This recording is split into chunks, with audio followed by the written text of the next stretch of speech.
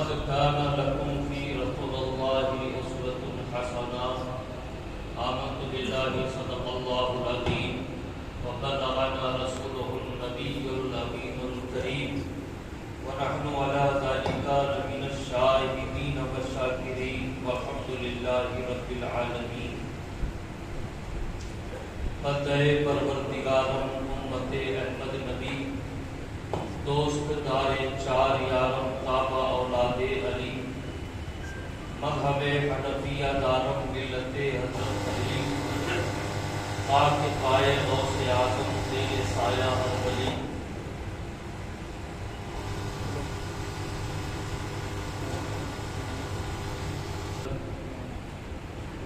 قابل احترام بزرگوں، قابل قدر نوجوان ساتھیوں، اللہ تعالیٰ نے اپنے محبوب صلی اللہ علیہ وآلہ وسلم کو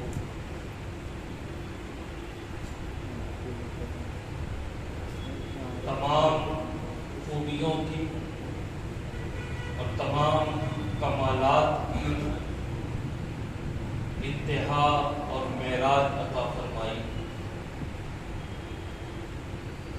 حضور پاک صلی اللہ علیہ وآلہ وسلم کے جس وصف خاص کو لے وہ اپنی مثال آپ ہے. خاص طور پر حضور پاک صلی اللہ علیہ وآلہ وسلم کی سیرت طیبہ میں جب ہم دیکھتے ہیں تو حیا اور پاکیزگی ایسا وصف ہے کہ یہ کہنے پر مجبور ہو جاتے ہیں کہ عالم بشریت میں اللہ تعالیٰ نے کسی کو اگر سب سے زیادہ حیادار و پاکیزگی والا بنایا تو اللہ کے حبیب صلی اللہ علیہ وآلہ وسلم کی ذات پاک. عزیزان گرامی، حضور پاک صلی اللہ علیہ وآلہ وسلم کا قول ہو یا حضور صلی اللہ علیہ وآلہ وسلم کا عمل ہو، یہ صرف مسلمانوں کے لیے نہیں، مومنین کے لیے نہیں، بلکہ عالمی انسانیت کے لیے حجت ہے. میرے آقا صلی اللہ علیہ وسلم کا کوئی قول ہو، میرے آقا صلی اللہ علیہ وسلم کا کوئی عمل ہو، کوئی فعل ہو، یہ ساری انسانیت کے لیے بہترین نمونہ ہے اور ساری انسانیت کے لیے رہنمائی اور رہبری موجود ہے. ساری انسانیت کا مفاد اسی میں ہے کہ وہ حضور پاک صلی اللہ علیہ وآلہ وسلم کے قول کو دیکھے، اسی کے مطابق اپنی قول کو کرے. حضور صلی اللہ علیہ وسلم کے فعل و عمل کو دیکھے اور اپنے افعال و اپنے اعمال کو حضور پاک صلی اللہ علیہ وآلہ وسلم کے فعل و عمل سے منسوب کرے. عزیزان گرامی، انہی اوصاف میں ایک حیا اور پاکیزگی. یاد رکھیں عزیزان گرامی، حیا کا تعلق اسلام سے ہے، حیا کا تعلق ایمان سے ہے. یعنی ایمان جتنا پختہ ہوگا، اسلام جتنا مضبوط ہوگا، بندے کے اندر حیا جیسا وصف زیادہ ہوگا. اتنی ہی بے حیائی کم ہوگی جتنا ایمان اس کا پختہ ہوتا جائے گا. کیونکہ یہ میرے آقا صلی اللہ علیہ وآلہ وسلم کا فرمان عالی ہے. حضرت ابو ہریرہ رضی اللہ تعالیٰ عنہ اس کے راوی ہیں، فرماتے ہیں کہ میرے آقا صلی اللہ علیہ وآلہ وسلم ایک راستے سے میرے آقا گزر رہے تھے. وہاں آقا کریم صلی اللہ علیہ وسلم کی نظر ایک انصاری پر پڑی. وہ انصاری مصروف تھے اپنے بھائی کو کچھ کہنے میں.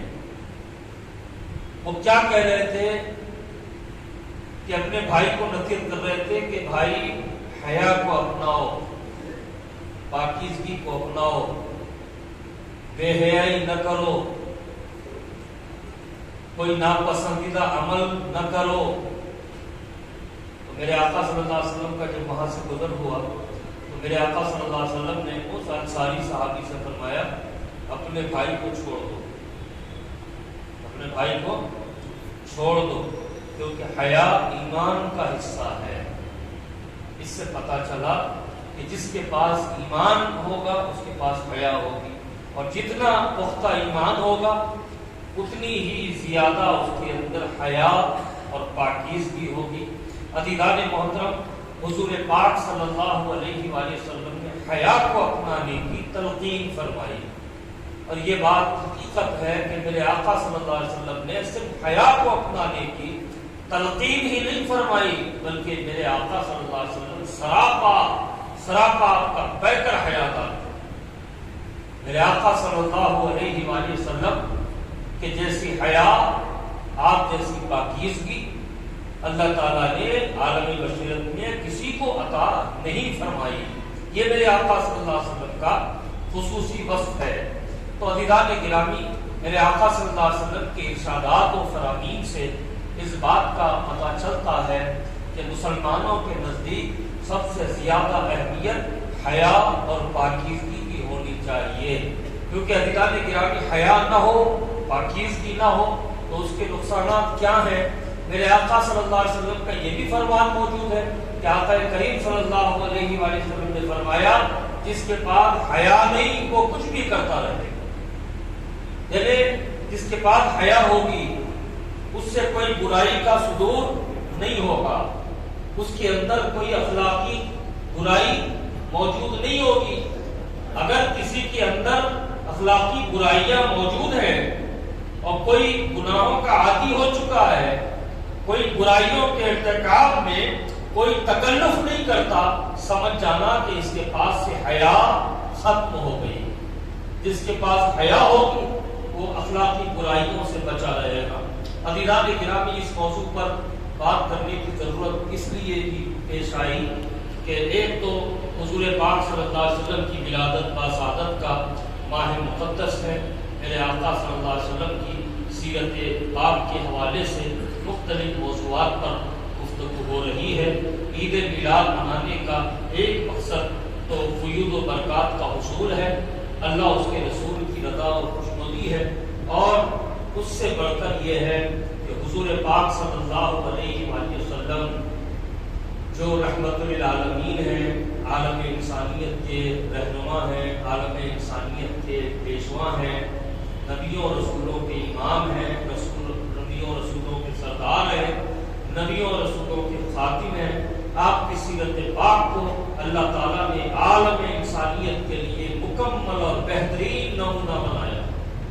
تو ہم چونکہ مسلمان ہیں، نبی پاک صلی اللہ علیہ وآلہ وسلم کے غلامی کا دم بھرتے ہیں اور غلام ہیں میرے آقا صلی اللہ علیہ وسلم کے، لیکن عزیزان گرامی غلامی کے کیا تقاضے ہیں ہم اس سے نہ بلند، یا پھر غلامی کے جو تقاضے ہیں ان کو پورا کرنا نہیں چاہتے۔ تو اسی بات کو پیش نظر رکھتے ہوئے ہر جمعہ میرے آقا صلی اللہ علیہ وسلم کی ایک وصف خاص پر گفتگو ہو رہی ہے، اور اس جمعہ میں حیا اور پاکیزگی پر گفتگو کرنے کا مقصد یہی ہے۔ عزیزان گرامی، ہمارا معاشرہ جو حضور پاک صلی اللہ علیہ وآلہ وسلم کے غلاموں کی سوسائٹی ہے، حضور پاک صلی اللہ علیہ وسلم کے نام لیواؤں کی سوسائٹی ہے، حضور پاک صلی اللہ علیہ وسلم کے جو خصوصی اوصاف ہیں ان کو ماننے والوں کی سوسائٹی ہے، حضور پاک صلی اللہ علیہ وآلہ وسلم سے متعلق جو اسلامی عقائد ہیں ان کو ماننے والوں کی سوسائٹی ہے، کہ ہم یہ مانتے ہیں کہ حضور صلی اللہ علیہ وسلم عالم غیب ہیں، ہم یہ مانتے ہیں کہ حضور صلی اللہ علیہ وسلم حاضر و ناظر ہیں، ہم یہ مانتے ہیں کہ حضور پاک صلی اللہ علیہ وسلم صاحب اختیار ہیں۔ عزیزان گرامی، ساتھ میں ہمیں یہ بھی اپنے آپ کو سمجھانا ہوگا کہ جس پیغمبر کے ہم امتی ہیں ان کا اسوہ ساری دنیا کے لیے رہنمائی کا باعث ہو سکتا ہے، اور ہم ہی اس کے اس عظیم پہلو سے محروم ہوتے جا رہے ہیں۔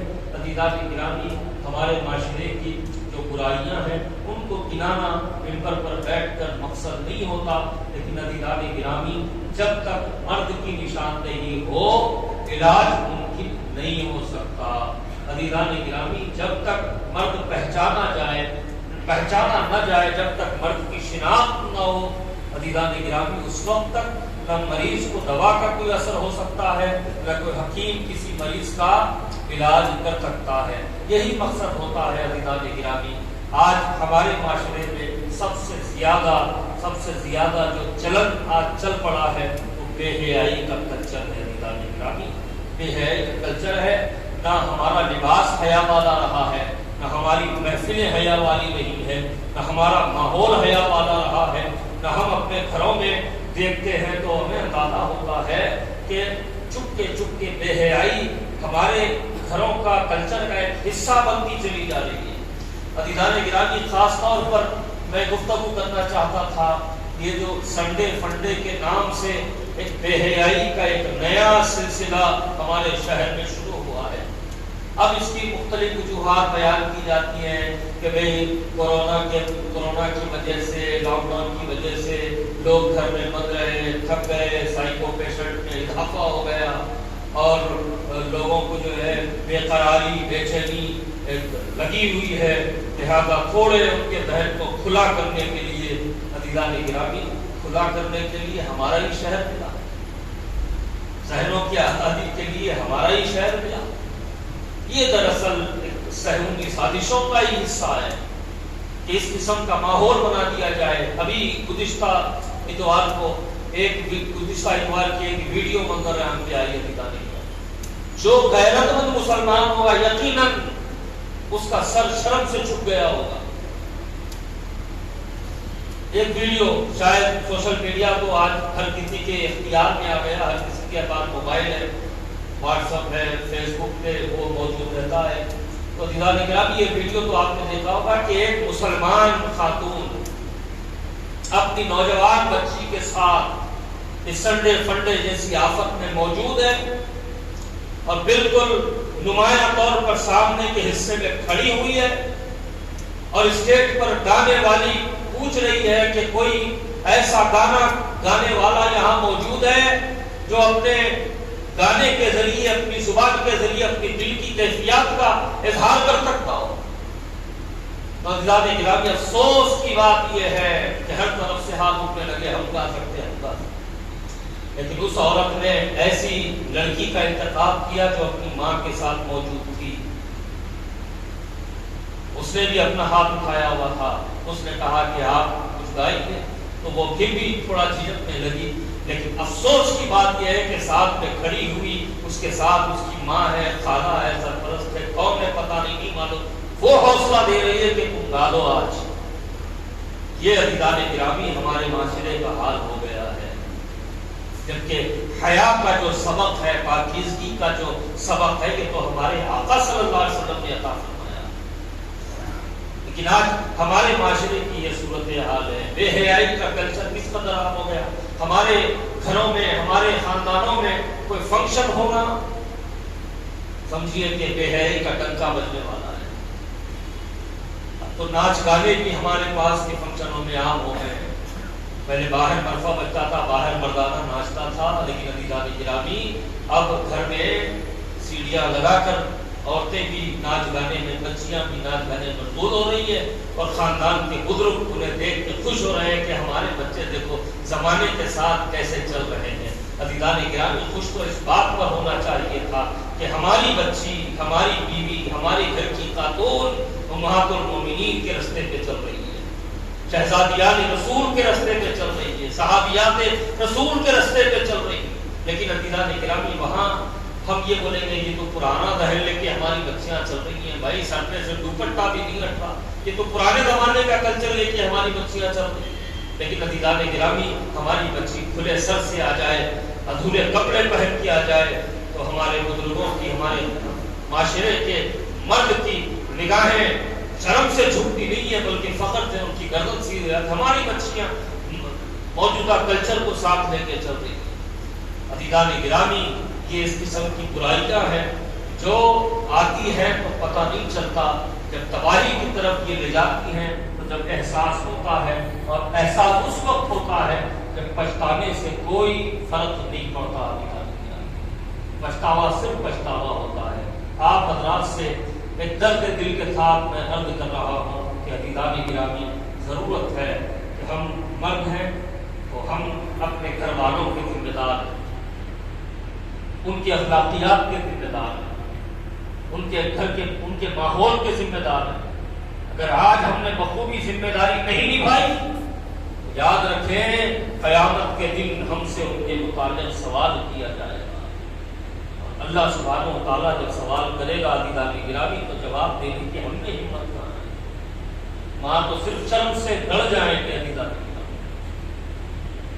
بہتر یہ ہے کہ ہم اپنے ماحول کو سمجھیں، پرکھیں، اور خاص طور پر اپنے گھر کے ماحول پر نظر رکھیں۔ اپنے بچوں سے بچیوں پر نظر رکھنے کی ضرورت نہیں رہی آج، بلکہ بچوں بھی اس معاملے میں آ گئے ہیں کہ ان پر بھی نظر رکھی جانی بہت ضروری ہے کہ وہ ان کے دوست کون ہیں، ان کے احباب کون ہیں، وہ تو گھر میں رہتے ہیں، ہر بچہ اپنے گھر میں بڑا شریف سیدھا سادہ بنا رہتا ہے، لیکن جب گھر سے وہ باہر نکلتا ہے تو پھر اس کے دوست، اس کے احباب، اللہ اکبر، ہر قسم کی آفات میں ملوث۔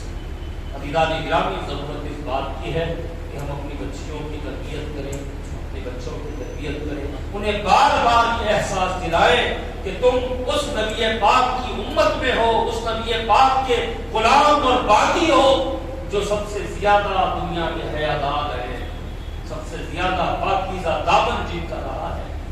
عزیزان گرامی حضرت ابو سعید خدری رضی اللہ تعالیٰ عنہ ایک صحابی رسول ہے، وہ فرماتے ہیں کہ حضور پاک صلی اللہ علیہ وآلہ وسلم کی حیا کے متعلق فرماتے ہیں کہ میرے آقا صلی اللہ علیہ وسلم اتنے حیا والے تھے کہ کنواری بچیوں میں بھی اتنی حیا اور اتنی شرم نہیں ہوتی، میرے آقا صلی اللہ علیہ وسلم اس سے زیادہ شرمیلے تھے، میرے آقا صلی اللہ علیہ وآلہ وسلم اس سے زیادہ حیادار تھے۔ اور جب آپ کسی چیز کے متعلق بات کرتے ماحول میں، محفل میں، جب کسی معاملے پر بات ہوتی میرے آقا کی اور کوئی سامنے میرے آقا کی ایسی بات کر دیتا جو میرے آقا صلی اللہ علیہ وسلم کو ناگوار گزرتی تو صحابی فرماتے حضرت ابو سعید خدری رضی اللہ تعالیٰ عنہ کہ حضور پاک صلی اللہ علیہ وسلم کے چہرے مبارک سے ظاہر ہو جاتا کہ یہ بات حضور کو ناگوار گزری ہے، یہ حضور کی محفل کے شاعر شان بات نہیں ہوئی ہے۔ تو عزیزان گرامی آج ہماری گفتگو، ہماری جو بولی ہے، ہمارے بیٹھکوں میں جو ہماری گفتگو ہوتی ہے وہ ایک دم معیار سے گری ہوئی، شرم و حیا کا دور دور تک اس کو کوئی تعلق نہیں ہوتا، اور یہی حال، یہی عادت ہمیں پڑی رہتی ہے، ہر جگہ اس قسم کی گفتگو ہم کرتے پھرتے ہیں۔ عزیزان گرامی اس بات کو سمجھنے کی ضرورت ہے کہ آج ہمارا ہلکا سا غلط قدم ہماری نسلوں کے لیے ایک یادگار شناخت بن جائے گا۔ کل ہمارے بچے کو سمجھایا جائے گا کہ بابا یہ بے حیائی والی بات ہے، یہ اسلام میں ناپسند آئے تو وہ پلٹ کے ہی کہے گا ہمارے بابا کو زندگی پر اسی قسم کی گفتگو کرتے ہیں۔ ہماری بچیوں کو اگر یہ کہا جائے کہ پردہ اختیار کرو، حیا اختیار کرو، یہ کام بے حیائی والے کام ہیں، تو پلٹ کے یہی کہے کہ ہماری ماں، ہماری خالہ، ہماری پھوپھی تو زندگی پر نہیں کرتی نہیں، آج ہم کو کس بات سے روکنا۔ تو عزیزان گرامی آج کے وقت کو غنیمت جانو، اپنے گھر کے ماحول کو سدھارو، اور خاص طور پر ایسے میلے، ایسے تقاریب یا ایسے تہوار جن میں عورت مرد کا اختلاط ہوتا ہو یا پھر بے حیائی کا سامان وہاں موجود ہو، ان جگہوں سے اپنے آپ کو بھی دور رکھو، اپنے گھر والوں کو دور رکھو، خاص طور پر اپنی بچیوں کو دور رکھو۔ عزیزان گرامی یاد رکھو، یہ جو سنڈے فنڈے وغیرہ کے جو معاملات چل رہے ہیں، یہ اس قسم کے جو معاملات ہوتے ہیں محدود 5 اسٹار 7 اسٹار ہوٹلوں میں ہوا کرتے تھے یا کسی بڑے کلب میں ہوا کرتے تھے جہاں عام آدمی کی پہنچ نہیں ہو سکتی، اتنے خرچے وہ برداشت نہیں کر سکتا۔ نتیجتاً جو چھوٹے متوسط گھرانے ہیں ان میں حیا باقی تھی، ان میں شرم باقی تھی، وہ ایسے کلچر کو برا سمجھتے تھے، لیکن اب کھلے عام ایسے معاملات کو عوامی سطح پر لایا جا رہا ہے تاکہ جو محفوظ ہے ان کا دامن بھی پاک و صاف نہ رہے۔ خاص طور پر بچیاں کالج میں پڑھتی ہیں وہ یہ سمجھتی ہیں کہ ہم اسلام کی تعلیمات میں اپنے آپ کو قید و بند میں محسوس کرتے ہیں، لہذا ہمارا یہ جو ماحول ہم کو ہمارا استقبال کر رہا ہے یہ ہمارے لیے خوش آئند ہوگا۔ نہیں عزیزان گرامی، یہ ہماری بچیوں کے لیے سلو پائدن ہے۔ آج اگر وہ اس ماحول کی عادی ہو گئی تو کل کسی کے گھر کو وہ بسانے کے لائق نہیں رہیں گے۔ ضرورت اس بات کی ہے کہ حیا اور پاکیزگی کی اہمیت کو سمجھیں، اپنے بچوں کو اپنی بچیوں کو حیا کے سبق پڑھائیں کہ کس طرح کے معاملات میں۔ عزیزان گرامی، میرے آقا صلی اللہ علیہ وسلم کی سیرت پاک ساری انسانیت کے لیے نمونہ ہے۔ حضور پاک صلی اللہ علیہ وآلہ وسلم اپنی ایک زوجہ پاک کے گھر میں موجود ہے۔ ایک نابینا صحابی حضور کی اجازت لے کر حضور کے گھر میں دولت قدے میں داخل ہوئے۔ حضور نے ان کو بلایا، وہ داخل ہو گئے، نابینا تھے۔ عزیزان گرامی، حضور صلی اللہ علیہ وسلم کی زوجہ پاک جہاں بیٹھی تھی وہیں بیٹھی رہی، کہیں نہیں۔ تو حضور نے فرمایا کہیں ان کو اندازہ نہیں ہے کہ یہ آیا؟ تو زوجہ پاک نے عرض کیا یا رسول اللہ یہ تو نابینا ہے، ان کو کیا نظر آئے گا، ان سے کیسا پردہ، ان سے کیسا گوشہ؟ تو میرے آقا صلی اللہ علیہ وسلم نے فرمایا وہ نابینا ہے، وہ تجھے نہیں دیکھ سکتا لیکن تم تو اسے دیکھ رہی ہو۔ یہ میرے آقا صلی اللہ علیہ وسلم کا اسوہ پاک۔ عزیزان گرامی، عورت کو کوئی دیکھ لینا اور بات ہے، عورت کا کسی اور کو دیکھنا یہ بھی اسی کے مثل ہے۔ ایسا نہیں ہے کہ مرد نہیں دیکھ رہا ہے، عورتیں اپنی آنکھیں کھلی رکھیں جس کو چاہے دیکھ لیں، نہیں، مرد کو جس قدر پابند کیا گیا ہے کہ غیر محرم کی طرف نہ دیکھے، عزیزان گرامی اسی طرح عورت کو بھی اس بات کا پابند کیا گیا ہے کہ وہ اپنے قریبی خون کے رشتوں کے علاوہ کسی اور کی طرف نہ دیکھے۔ یہ اسلام کی حیا و پاکیزگی کی تعلیمات ہے۔ عزیزان گرامی، آج ہم اپنے آپ کو فخر سے مسلمان کہتے ہیں، لیکن ذرا سوچیں کتنی تعلیمات پر ہم عمل کر رہے ہیں۔ مسجدوں میں دیکھیں بے حیائی کا کلچر یہاں بھی آ گیا، کہ جینس پینٹ اور ٹی شرٹ پہن کے ہمارے نوجوان ان کی پسند کا وہ لباس ہے وہ اپنی ہماری مسجدوں میں اپنی مسجدوں میں آ جاتے ہیں۔ جب وہ رکوع میں جاتے ہیں، جب وہ سجدے میں جاتے ہیں تو ان کے لباس کی حیثیت کیا ہوتی ہے، ان کے لباس کی کیفیت کیا ہوتی ہے۔ عزیزان گرامی، پچھلی والی صف میں موجود اپنی شرم سے پانی پانی ہو جاتا ہے اور انہیں پتہ ہی نہیں چلتا کہ انہوں نے کس کی کس انداز میں نماز خراب کر دی۔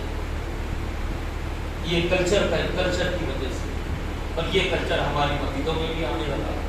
تو عزیزان گرامی، عورت ہو یا مرد ہو، ایسا لباس اختیار کرے جو اس کی حیا اور اس کی پاکیزگی کا اظہار کرے، نہ کہ ایسا لباس کو پہنے بظاہر تو وہ بڑے خوبصورت نظر آ رہے ہیں، لیکن جب وہ اپنی کوئی کسی عمل میں کسی فعل میں مصروف ہو تو پھر ان کو اپنی بے حیائی اور اپنی بے شرمی کا کوئی احساس بھی نہ ہو۔ ایسے لباس کو پہننے سے گریز کریں۔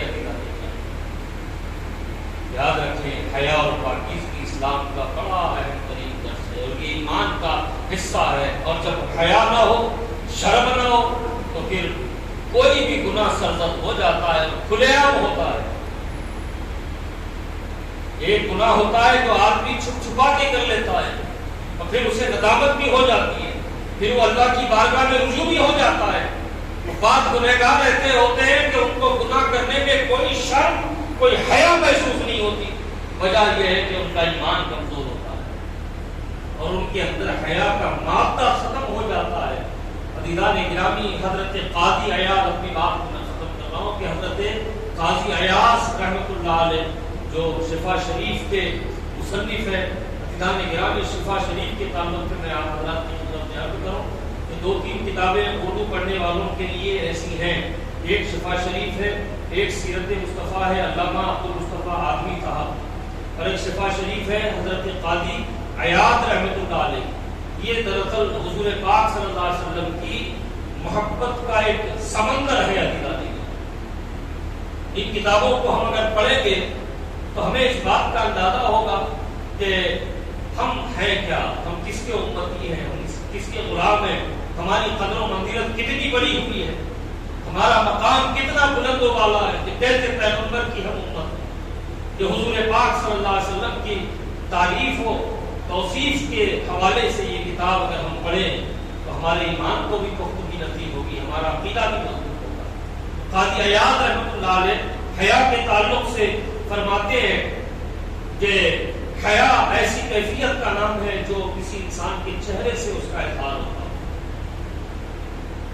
حیا پتہ چلتی ہے کیسے؟ چہرے سے اس کا اظہار ہوتا ہے۔ کوئی آدمی گورا ہوتا ہے لیکن اچانک کوئی بے حیائی کی بات اس نے دیکھ لی یا بے حیائی کی بات اس نے سن لی تو فوراً اس کا چہرہ بدل جاتا ہے، اس کے چہرے سے اس کا اظہار ہونے لگتا ہے۔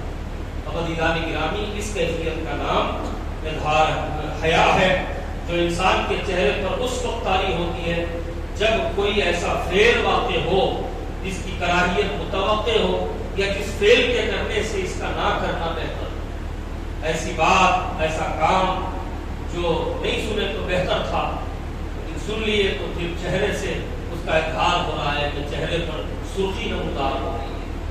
تو عزیزان گرامی، یہ اس وقت ہوتا ہے جب طبیعت میں حیا ہوتی ہے، جب طبیعت میں شرم ہوتی ہے، آدمی کے کان بھی الرٹ ہوتے ہیں، آدمی کی زبان بھی الرٹ ہوتی ہے، آدمی کی آنکھ بھی الرٹ ہوتی ہے کہ کوئی ایسا منظر نہ دیکھے، کوئی ایسی بات نہ بولے، کوئی ایسی بات نہ سنے جو ہماری طبیعت پر گرا گزرتی ہو۔ اور طبیعت کیا ہے؟ وہ طبیعت ایمان سے متصف ہوتی ہے، وہ طبیعت حیا سے متصف ہوتی ہے، وہ طبیعت شرم سے متصف ہوتی ہے۔ تو عزیزان گرامی، بے حیائی و بے شرمی والے بہت سے اعمال ہمارے معاشرے کا حصہ بن چکے ہیں۔ خاص طور پر ہمارے گھروں میں، ہمارے خاندانوں میں جو شادیاں ہوتی ہیں یا پھر برتھ ڈے پارٹی وغیرہ ہوتی ہے، یا برتھ ڈے کا کوئی تصور نہیں ہے عزیزان گرامی۔ میرے آقا صلی اللہ علیہ وسلم کی میلاد منائی جاتی ہے کیونکہ یہ سارے عالم کے مقصود، سارے عالم کے فخر کہ دنیا میں تشریف لانے کا موقع ہے۔ اب ہر کسی کی برتھ ڈے منائی جانے لگی، اس کے کیک بھی کاٹے جانے لگے۔ علیہ باللہ عزیزان گرامی، یہ برتھ ڈے منانا، یہ کیک کاٹنا، یہ کبھی مسلمانوں کا طریقہ نہیں رہا، یہ یہودیوں اور عیسائیوں کا طریقہ رہا ہے۔ آج مغربی معاملات ہم اس قدر عادی ہو چکے ہیں کہ ہماری اپنی جو خوبیاں تھیں وہ خوبیاں کہاں رکھ کر ہم بھول گئے پتہ نہیں، لیکن دوسروں کی برائیاں اس کو ہم خوبی سمجھ کے اپنی زندگیوں کا حصہ بناتے جا رہے ہیں۔ تو عزیزان گرامی، اپنے بچوں کی نگرانی کیجیے، اپنے بچوں کو تاکید کیجیے، اپنے بچوں کو احساس دلائیے، اور خاص طور پر کوشش یہ کریں کہ اپنے بچوں کو یہ بتائیں کہ تم کس کے امتی ہو، تم کس کے غلام ہو۔ آج ہمارے بچوں کے سر بھی دیکھیں تو سر گھومنے لگتا ہے۔ عزیزان گرامی، اس قسم کی ہیئر کٹنگ، ہیئر اسٹائل ہمارے بچوں کے ہیں کہ پتہ نہیں، ایسا لگتا ہے کہ یہ کسی اور کائنات کی مخلوق ہے جو غلطی سے راستہ بھٹک کے ہماری زمین پہ یہ موجود ہو گئے ہیں۔ اس قسم کے سر ہمارے بچوں کے بننے لگے ہیں۔ تو عزیزان گرامی، یہ چھوٹی چھوٹی باتیں ہوتی ہیں لیکن عزیزان گرامی، اس کے ذریعے ہمارے معاشرے کی امیج بنتی بھی ہے، معاشرے کی امیج بگڑتی بھی ہے۔ آپ دیکھیں، کسی غیر مسلم کو دیکھیں، اس کے سر کو دیکھیں، اس قسم کے بعد اس کے سروں پہ نہیں ہوں گے، لیکن ہمارے نوجوانوں کے سر بالکل اجڑی ہوئی حالت میں وہ لے کے پھر رہے ہیں۔ عزیزان گرامی، یہ بے حیائی والے اعمال ہیں، بے شرمی والے اعمال ہیں، ان سے احتراز کرنا ضروری ہے۔ اور بار بار میں آپ حضرات کی خدمت میں یہی عرض کرتا رہتا ہوں کہ اپنے مقام کو سمجھیں، اپنے مرتبے کو سمجھیے۔ جو برائیاں لانے والا ہوتا ہے، جو برائیاں کسی قوم میں پھیلانے کا ذمہ دار ہوتا ہے، اللہ تعالیٰ نے اس کو دردناک عذاب کی وحی سنا دی ہے۔ اللہ دیکھ رہا ہے کہ مسلمانوں میں یہ برائی پھیلانے والے لوگ ہیں، یاد رکھیں کہ اللہ تعالیٰ کے دردناک عذاب کی مستحق۔ اللہ تعالیٰ نے کئی جگہ اس کی وعید سنا دی ہے، اس کے باوجود کوئی اس بات پر مصر ہے کہ امت مسلمہ میں برائیاں پھیلے تو عزیزان گرامی وہ اپنے دردناک انجام کے لیے تیار رہے۔ آپ حضرات سے یہی درخواست ہے کہ اپنے بچوں کو علم دین سے آراستہ کریں، نبی پاک صلی اللہ علیہ وآلہ وسلم کی سنتوں کا عادی بنائیں۔ یاد رکھیں عزیزان گرامی، 4 دن کی دنیا ہے، آج ہم ہیں، کل ہم چلے جائیں گے۔ اور تم ہماری نسلیں ہوں گی، اگر ان کی ہم نے تربیت نہیں کی تو وہ ہماری رسوائی کا باعث بنے رہیں گے، اور ہم قبر میں رہیں گے، ان کو روکنے کی ہم میں طاقت نہیں ہوگی، وہ برائی کریں گے، شرمندگی ہم کو اپنی قبروں میں اٹھانی پڑے گی۔ اس بات کا لحاظ رکھیں۔ اللہ تعالیٰ آپ کو ہم کو یہ توفیق عطا فرمائے کہ ہم اپنی نسلوں کو اسلام کی تعلیمات سے مالا مال کریں، ہم اپنی نسلوں کو عشق نبوی کی دولت سے مالا مال کریں، ہم اپنی نسلوں کو سنت رسول سکھائیں، خود بھی سنت رسول پر عمل پیرا رہیں اور اپنی نسلوں کو بھی سنت رسول کا عادی بنائیں۔ اور میں ان نوجوانوں سے درخواست کرتا ہوں جو اس قسم کا لباس پہنتے ہیں کہ جب وہ نماز کی حالت میں ہوتے ہیں تو بے حیائی اور بے شرمی کا مظاہرہ ہوتا ہے، ایسے لباس پہننے سے احتراز کریں، اور اپنی امت کی ماؤں سے یہی درخواست ہے کہ آپ یہ سمجھ رہے ہو کہ آپ اپنی بچی کو تفریحی مقامات پر لے جا کر اس کو آگے بڑھاؤ گی تو یہ آپ کا فائدہ ہوگا، نہیں ہے بلکہ یہ آپ کا نقصان ہے۔ اللہ کے پاس آپ کو اس کا جواب دینا ہے۔ السلام علیکم ورحمۃ اللہ۔